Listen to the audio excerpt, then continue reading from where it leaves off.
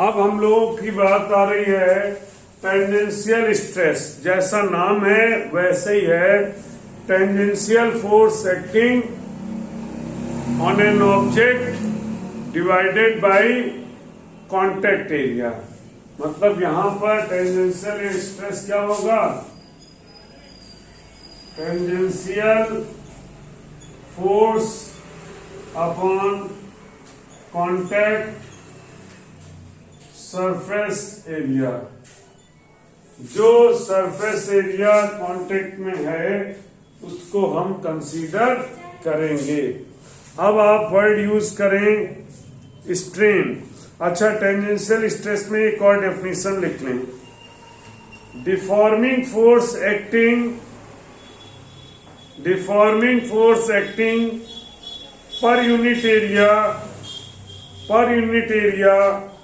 tangential to the surface is called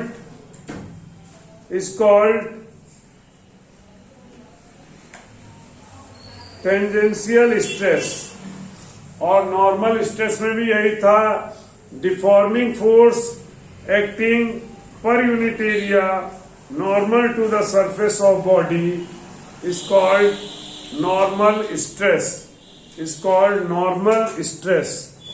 अब हम लोग बात करते हैं स्ट्रेन की।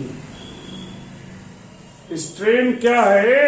आपको स्ट्रेस दिया, आपकी ऑफिस की वर्किंग है, स्ट्रेस मिल रहा और स्ट्रेस मिलते मिलते आप गुस्साने लगे, चिल्लाने लगे, इरिटेट होने लगे। ये आपके अंदर उस स्ट्रेस से चेंज आ गया। तो जो चेंज आता है वही स्ट्रेन कहलाता है। वही, और ये जो हम लोग अपना एग्जाम्पल दे रहे हैं इसको ना लिख लेना, यह आपके समझने के लिए दे रहा हूं, ये फिजिक्स नहीं है।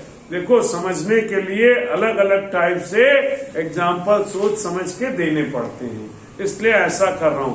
अब इसमें ये नहीं कि पता चला यही फिजिक्स है, ठीक। तो यहाँ पर क्या है, स्ट्रेन में लिखें आप जरा, व्हेन एक्सटर्नल फोर्स और stress applied on a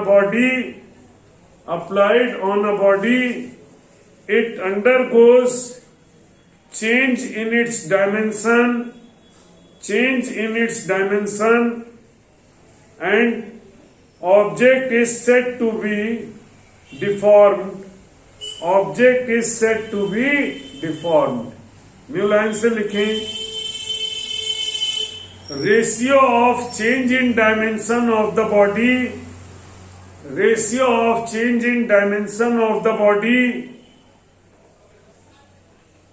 to its original dimension is called strain।